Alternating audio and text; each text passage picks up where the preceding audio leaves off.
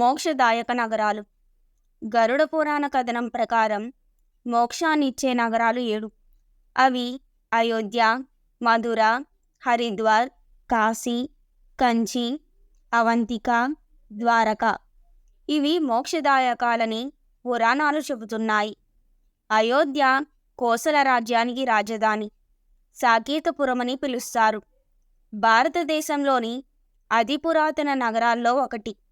దశావతారాల్లో ఒకటైన శ్రీరామచంద్రుడు పుట్టి పెరిగిన ప్రాంతం. అథర్వణ వేదం దీన్ని విష్ణువు నిర్మించిన నగరంగా చెబుతోంది. ద్వాపర యుగం నుంచి పుణ్యక్షేత్రంగా విరాజిల్లుతోంది మధుర. ఇది శ్రీకృష్ణుడి జన్మస్థానం. బాల్యంలో కృష్ణుడు గోపికలతో గడిపిన స్థలం. శ్రీకృష్ణ జన్మాష్టమి వేడుకలు ఇక్కడ చాలా వైభవంగా జరుపుతారు. ఉత్తరాఖండ్లో ఉన్న హరిద్వార్కు పురాణాల్లో మాయానగరమని పేరు. గరుడు అమృతం తీసుకెళ్తున్నప్పుడు ఇక్కడ ఒక చుక్క పడిందని, అందుకే ఈ క్షేత్రం పవిత్రతను సంచరించుకుందని అంటారు. ఇక్కడ 12 సంవత్సరాలకు ఒకసారి కుంభమేళ జరుగుతుంది. వరుణ, అసి అనే 2 ఘాట్ల మధ్య ఉన్నందువల్ల వారణాసి అనే పేరు వచ్చింది. పాలీ భాషలో దీన్ని వారణాసిగా రాసేవారు. అందువల్ల బనారస్గా మారింది.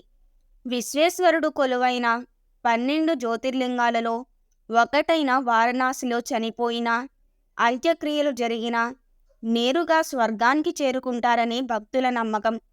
కంచి, కాంచీపురం, కాంచి సమానార్థక నామాలు. పూర్వం కాంజీవరం, కాంచీపట్టణం అని పిలిచేవారు. తమిళనాడులోని ఈ పట్టణం దేవాలయాలకు ప్రసిద్ధి. వైష్ణవ శైవాలయాలతో పాటు అష్టాదశ పీఠాల్లో ఒకటైన కామాక్షి ఆలయం ఇక్కడ ఎంతో ప్రాశస్త్యం పొందింది.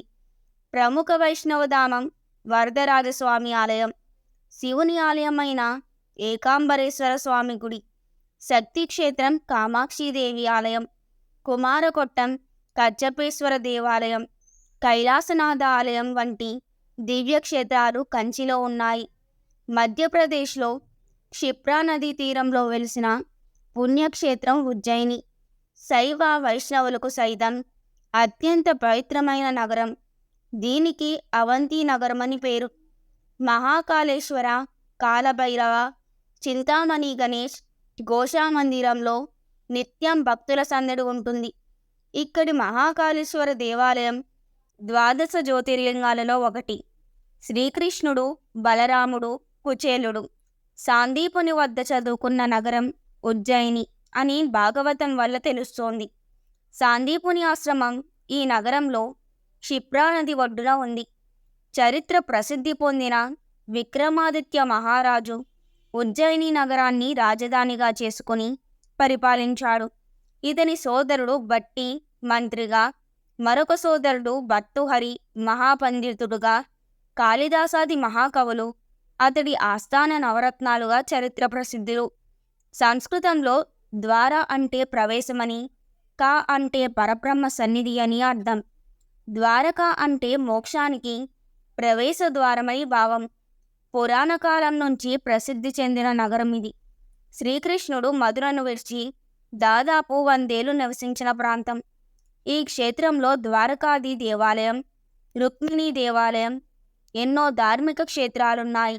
ఆదిశంకరాచార్యులు స్థాపించిన 4 పీఠాల్లో ఒకటైన శారదాపీఠం ఇక్కడే ఉంది.